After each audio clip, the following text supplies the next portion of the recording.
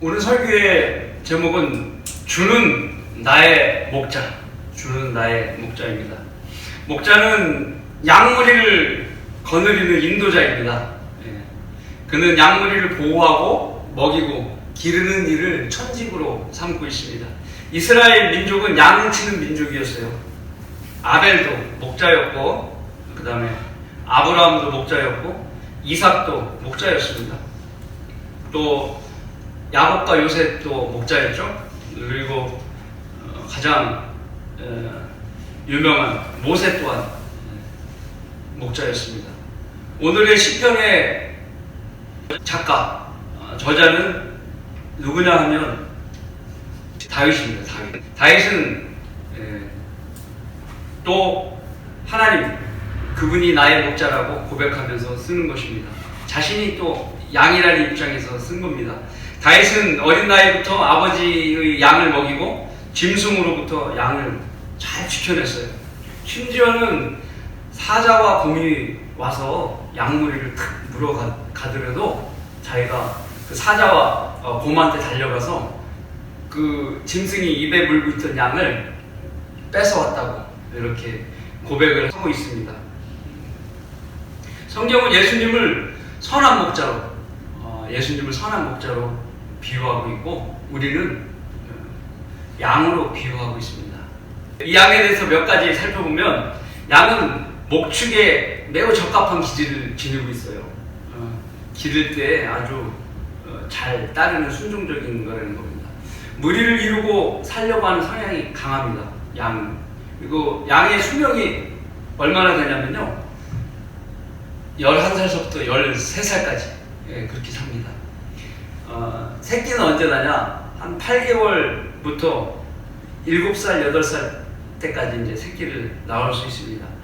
한번 새끼 날 때는 그 한 마리라든지 또 3마리까지 나올 수 있다고 합니다. 양의 임신 기간은 5개월이에요. 인간의 반이죠. 5개월이 지나면 어린 새끼를 낳는데, 보통 암양이 나오면은 새끼를 위해서 잘 기르게 되는 것입니다. 그 어미양에게는 양젖을 채취하게 되는데, 양은 보통 4에서 8개월 동안에 젖이 만들어집니다. 일반적인 양은 한 1년에 90kg 정도를 생산한다고 합니다. 그러나 또 젖을 위해 개량된 품종은 272에서 362kg 정도의 우유를 생산한다고 합니다. 그리고 새끼를 낳을 때 그 암양과 순양이 나올 확률은 50대 50이라고 합니다. 양의 성격은 매우 온순해서 가축들, 닭이나 말이나 염소 등과 싸우지 않고 잘 조화롭게 산다고 합니다. 사람들이 양을 매우 친절한 동물, 또 차분한 동물로 여기는데요, 그것이 바로 양의 양순한 성격 때문에 그렇다는 것입니다. 그리고 양젖은 보통 지방이 많답니다. 보통 일반적인 양은 1년에 한 번씩 양털을 깎아주는데, 또 이것도 개량종이 있대요. 개량종은 한 2-3번, 1년에 2-3번 정도 이렇게 털을 깎는다고 합니다. 오랜 기간 동안 양은 목축과 극소량의 곡물들을 먹고 또 물을 마시면서 자연 환경 속에서 살아나왔다고 합니다. 양은 애완용으로도 기를 만큼 온순하고 순종적이고, 그러다 보니까 양을 노리는 야생동물이 많은 거예요. 어떤 것이냐? 여우, 사나운 개도 마찬가지고, 늑대, 코요테 이런 것들이 양을 노리고 있는 동물입니다. 양을 치는 목자는 헌신적이어야 돼요. 왜냐하면 늑대나 여우, 코요테 이런 것들이 항상 양을 공격하려고 대기하고 있기 때문에 목자는 항상 그 양들을 잘 지켜야 되고, 또 그러다 보면 1년 365일 동안 쉴 날이 없다는 겁니다, 이 목자가. 그래서 다윗은 자신의 생애를 돌보는 하나님을 목자로 비유하여 시를 지은 것입니다. 우리는 오늘 시편 23편에 묻어나는 다윗의 진실한 고백을 살펴볼 것입니다. 또한 우리에게 주님은 어떤 목자이신지 함께 알아보는 시간을 갖겠습니다. 주님은 우리에게 어떤 목자이십니까? 첫 번째, 주님은 우리의 의지가 되시는 목자이십니다. 23편 1절, 주는 나의 목자시니 내가 부족한 것이 없으리로다. 현 시대의 우리의 삶은 물질적인 도움이 없이는 살아가기 힘들 정도로 물질에 의존하는 삶을 살고 있습니다. 문명화가 되면 될수록 우리는 물질의 편안함을 누리게 되지만 물질에 속박되는 노예의 신분이 되는 것입니다. 아침에 눈 뜨고 일어나면 무슨 일을 합니까? 세수하고 뭐 그런 일을 하죠. 양치를 하고. 그러다 보면 비누와 칫솔, 치약, 수건이 필요하죠. 또 마실 물이 필요합니다. 컵, 밥, 반찬, 그릇, 수저, 일상용품이 필요한 것입니다. 또 생활에 필요한 돈이 필요해요. 그러다 보면 일자리를 얻어야 되는 것입니다. 모든 것에 부족함이 없는 삶을 살아가기 위해 우리는 기본적인 것들을 갖춰야 하는 것입니다. 경제적으로 큰 부담이 되는 것입니다.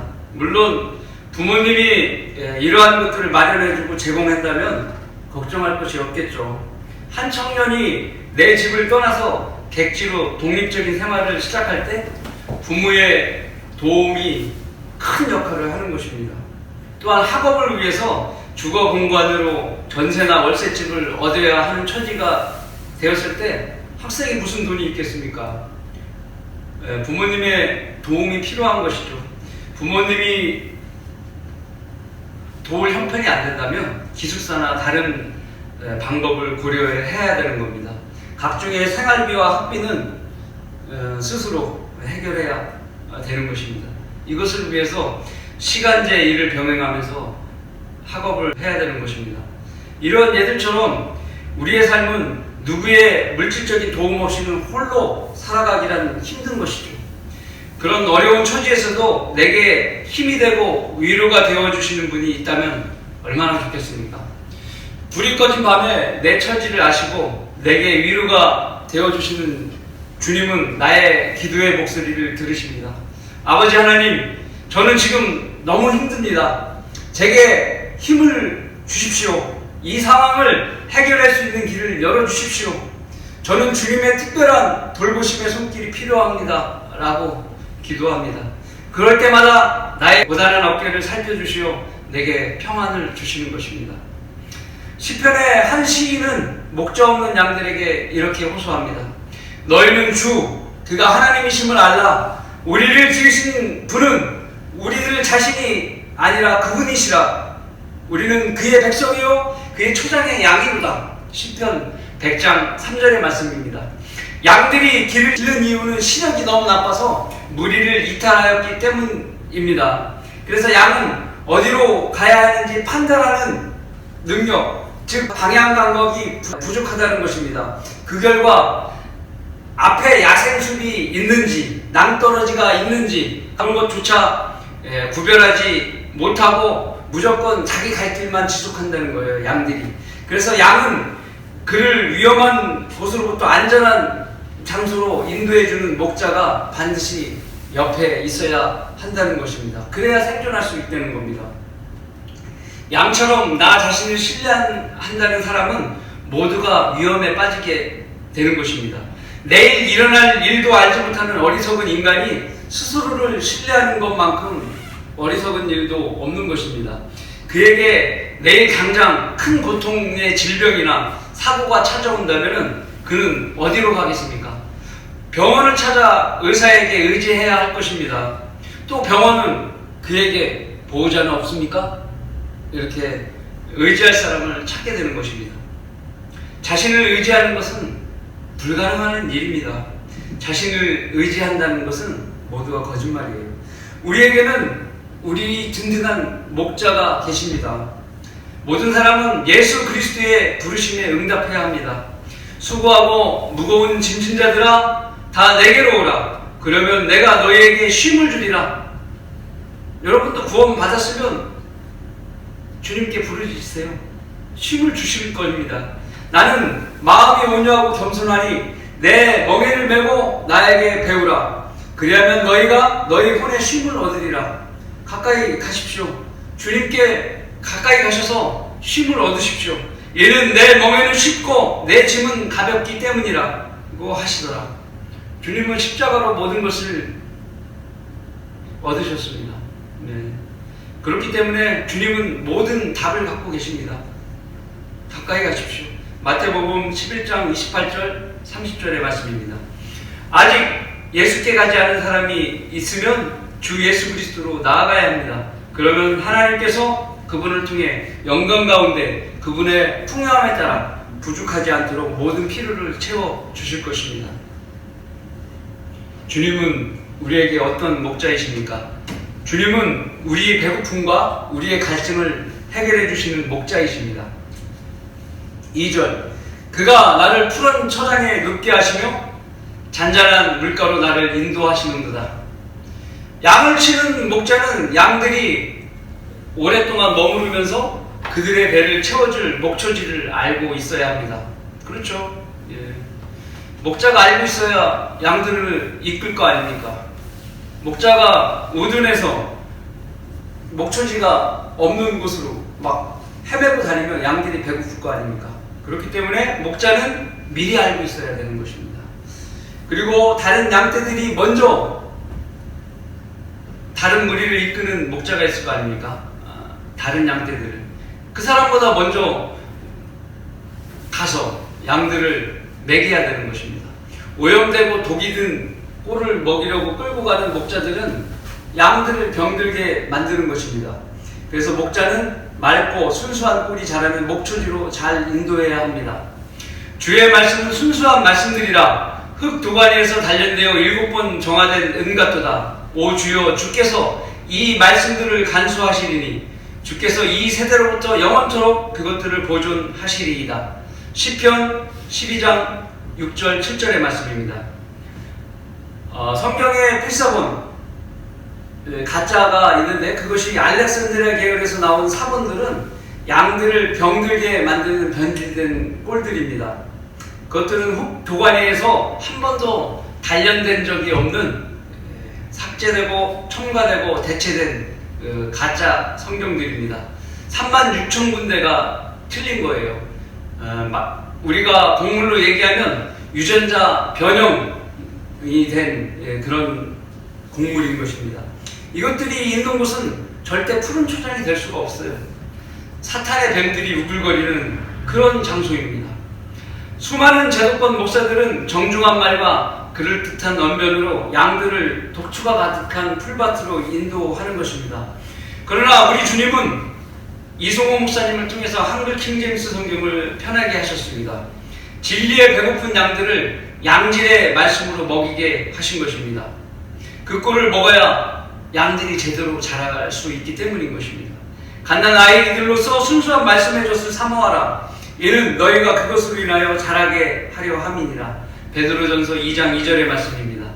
처음 태어난 양이 젖을 먹고 자라듯 갓 구원받은 성도는 순수한 말씀의 젖을 먹어야 영적으로 성장하는 것이 가능한 것입니다. 양의 젖은 지방과 공액 리노렌산이 함량이 극히 높기 때문에 다른 젖에 비해서 높은 수준의 응집력이 있다고 합니다. 그래서 특징이 치즈를 제조할 때 매우 적합한 젖이랍니다. 양의 젖은 같은 양의 소젖보다 훨씬 더 많은 치즈를 생산할 수 있다는 것입니다. 또한 양젖은 염소젖과 마찬가지로 우유보다 소화력이 좋아요. 그래서 우유를 먹고 배탈 나는 사람들이 양의 젖을 먹으면 배탈이 덜 난다고 합니다. 또한 양들에게는 타는 듯한 갈증을 해결해야 되는 것이 또 목자의 의무거든요. 이단이 이단교리를 주장하는 교회는 진리를 갈급하는 성도들에게 잔잔한 물가로 인도하지 못합니다. 그들이 인도하는 것은 이리와 늑대와 코요테가 도사리는 숲속이나 또 낭떠러지기 절벽인 것입니다. 그러므로 우리 자신을 조심하고 모든 양떼들에게도 그리하라. 이들을 위해 성령께서는 너희를 감독자들로 세우셨으며 하나님께서 자신의 피로 사신 하나님의 교회를 돌보게 하셨느니라. 또 내가 이것을 아노니 내가 떠난 후에 흉악한 이리들이 너희 가운데 들어와서 양떼를 아끼지 아니할 것이며 또한 너희 가운데서 사람들이 일어나서 왜곡된 것을 말하여 제자들을 이끌어내어 자기들을 쫓게 할 것이라. 사도행전 20장 28절 30절 말씀입니다. 하나님께서는 왜곡된 거짓 교리를 가르치는 카톨릭 교회나 개신교회들의 무리들로부터 우리를 성별하게 해주셨습니다. 그러한 흉악한 무리로부터 우리를 이끌어내시어 성경대로 믿는 교회로 인도하신 것입니다. 그래서 영원히 목마르지 않을 물이 있는 잔잔한 물가로 인도해 주신 것입니다.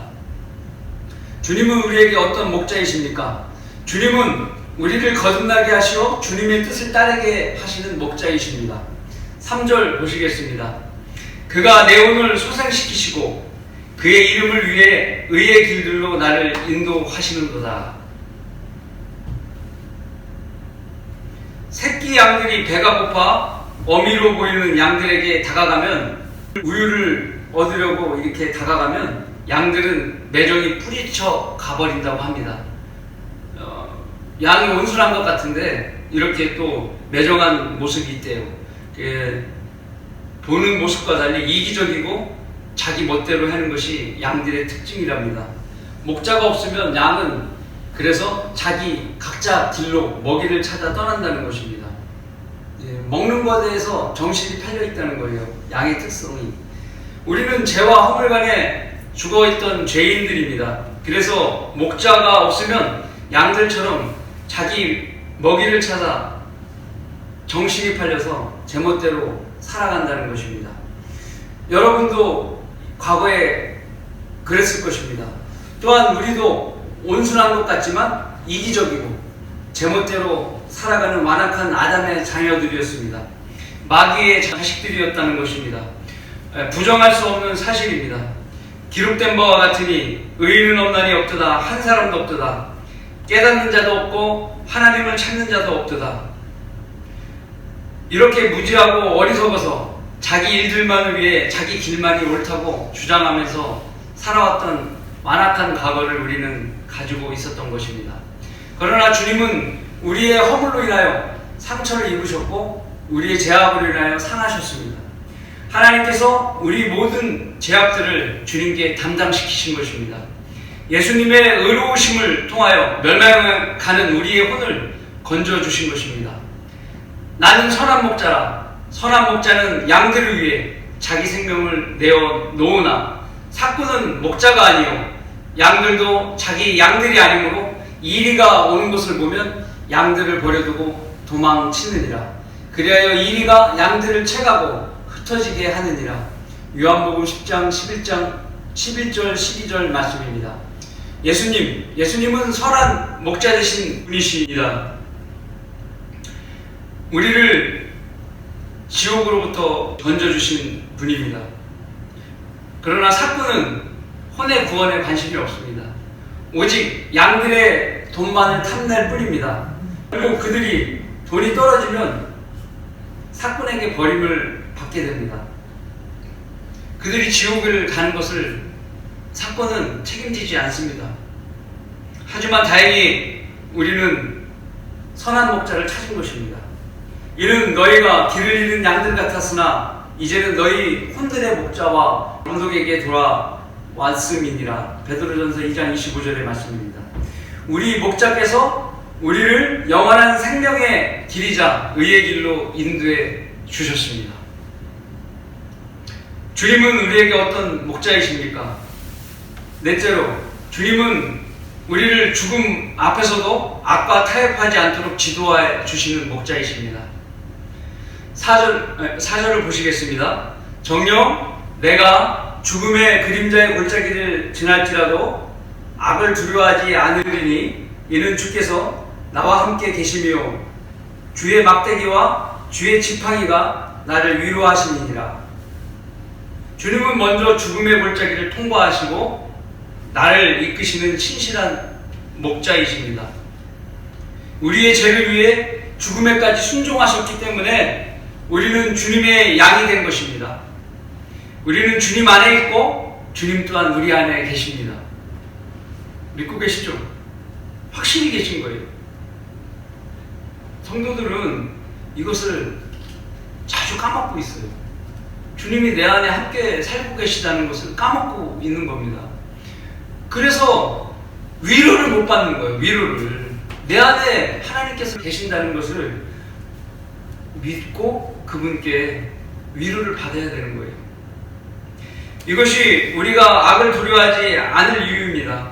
하나님의 어린 양으로 이미 세상 죄를 다 제거하셨기 때문에 우리는 함께 하시는 주님으로 인하여 모든 유혹과 시험에서 승리할 수 있는 능력을 가지게 된 것입니다. 그러므로 우리가 장대히 말하기를 주는 나를 돕는 분이시니 사람이 내게 무엇을 하든지 내가 두려워하지 아니하리라 하노라. 히브리서 13장 6절의 말씀입니다. 나를 돕는 분이 내 안에 계시기 때문에 세상의 모든 것을 두려워하지 않는다고 바울은 고백하고 있습니다. 마귀가 간장하는 악이 믿음의 군사를 겁박함으로 두려워하게 만드는 것입니다. 그 시험이 나로 사망의 그림자의 골짜기까지 또 지나가게 만드는 것입니다. 주님께서 나를 도우시는 것을 절대 잊지 마십시오. 주님만을 의지하고 그것을 통과하시기 바랍니다. 절대로 두려워하지 마십시오. 그것이 믿음입니다. 양은 다리가 단단하고 강하지 않아 빠르지 못하다고 합니다. 그래서 넘어질 때가 많고 뛰는 속도가 느려서 맹수에게 쉽게 잡아먹히는 경우가 많다는 것이에요. 또한 양은 한번 넘어지면 말 그대로 벌러덩 넘어진다고 합니다. 완전히 뒤집혀져서 눕는다는 거예요.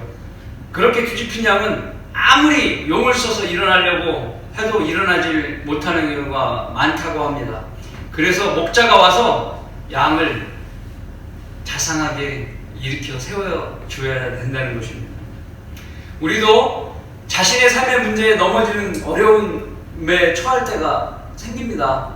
도저히 스스로 일어날 수 없을 때 여러분은 어떻게 하시겠습니까? 주님만을 의지해야 합니다. 우리의 손을 잡아주시고 일으켜주시며 상처를 살펴주시고 약을 발라주실 분은 오직 임마누엘 하나님이신 예수 그리스도 뿐이십니다. 하지만 내가 자초한 위험이라면 주님은 호된 징계의 체벌도 하시겠죠. 다시는 그런 일을 반복하지 말라고 경고하시는 것입니다. 그러나 나의 과오이든 아니든 주님은 선한 목자이심으로 일단 위험에 처한 우리를 건져주시고 위로해 주시는 것입니다. 조지 휘필드는 말했습니다. 그리스도를 우리의 지도자로 모셨다면 무엇도 절망할 것이 없다. 네, 우리는 그분이 계시기 때문에 절망할 것이 없다는 것입니다. 우리의 목자는 절망을 주시는 분이 아니라 위로를 주시는 분이기 때문입니다. 주님은 우리에게 어떤 목자이십니까? 다섯 번째, 주님은 우리가 원수들 앞에 당당할 수 있도록 풍요케 해주시는 목자이십니다. 5절, 주께서 내 원수들의 면전에서 내 앞에 식탁을 마련하시나이다. 주께서 내 머리에 기름으로 부으시니 내 잔이 넘치나이다.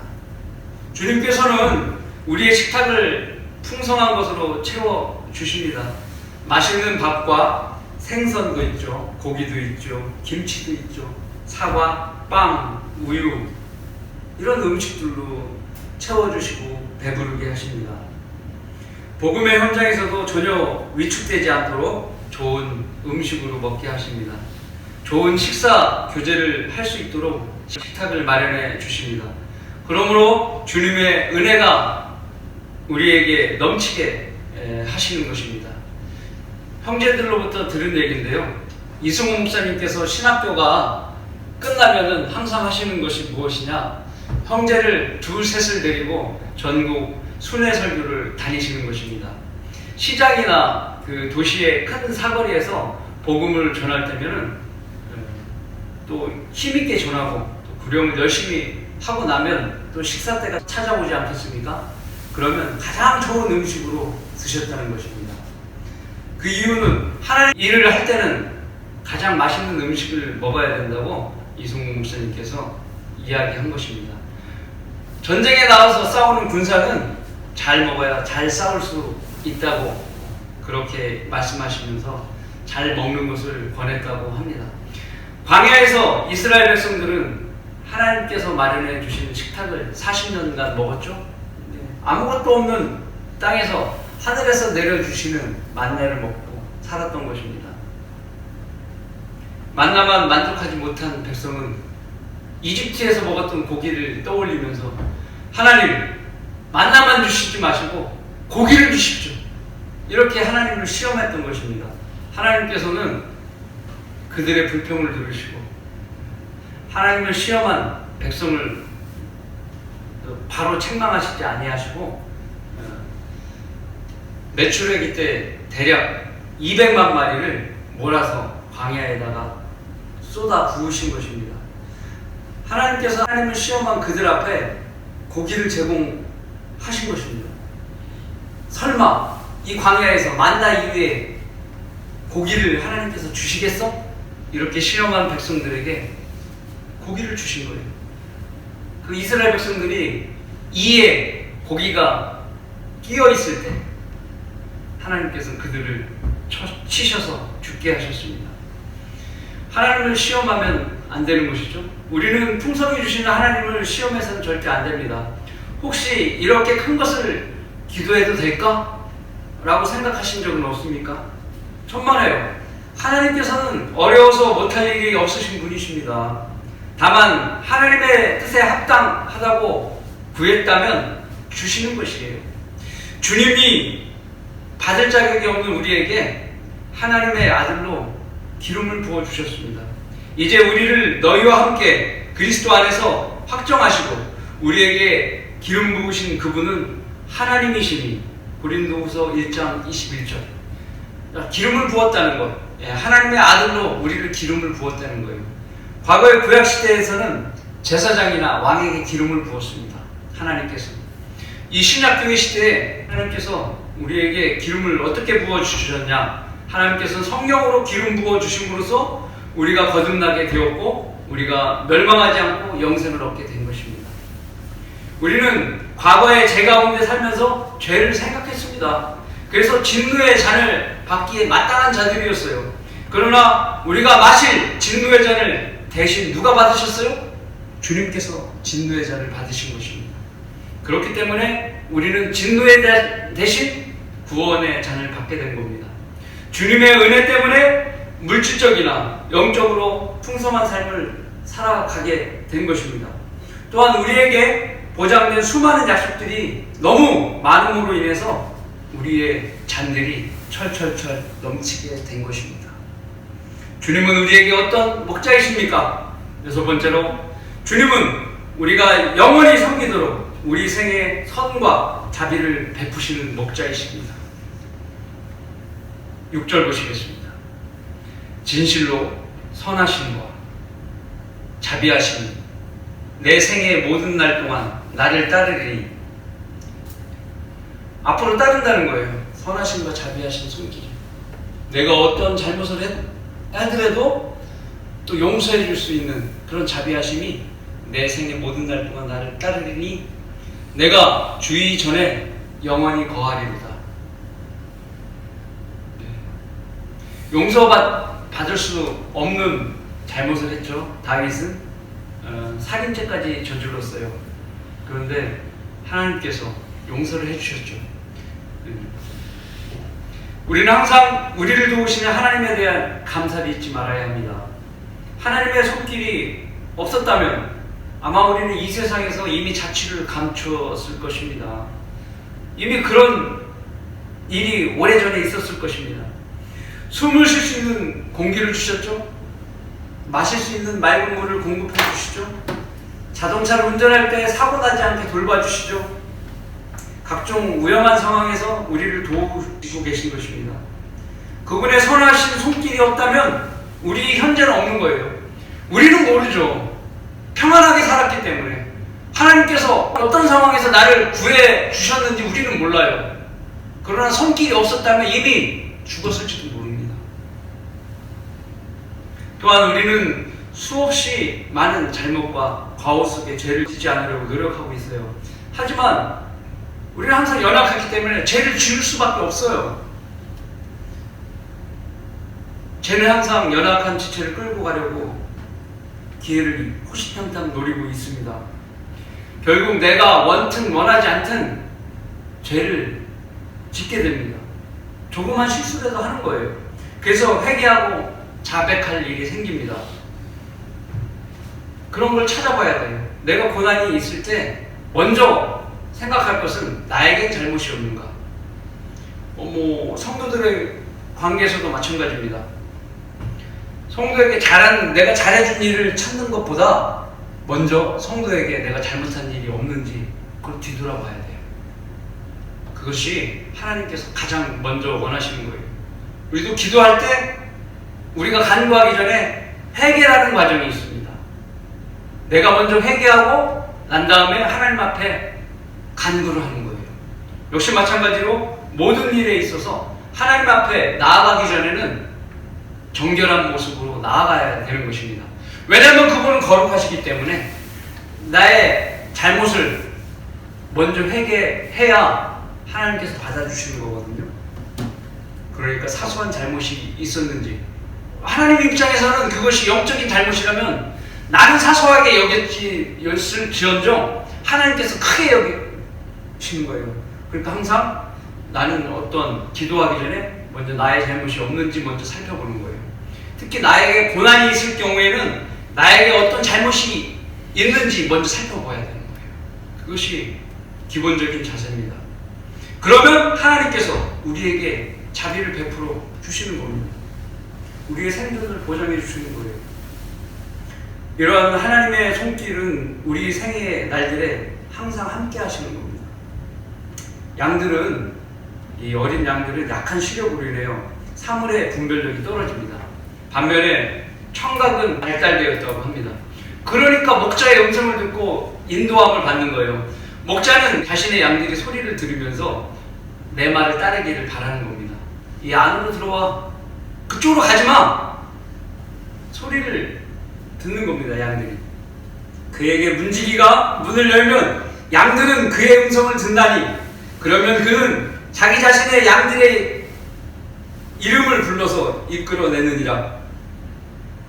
요한복음 10장 3절의 말씀입니다. 주님의 음성을 듣는 것은 구원받은 사람들의 특권이에요. 특권.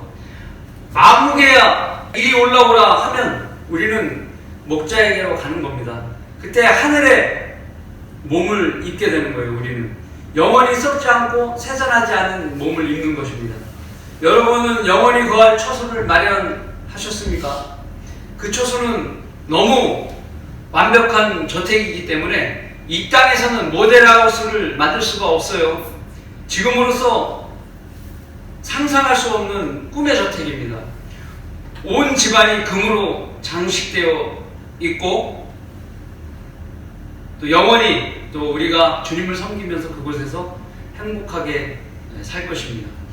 우리가 영원히 주의 전에 거하는 그날이 곧 올 겁니다. 결론을 맺습니다.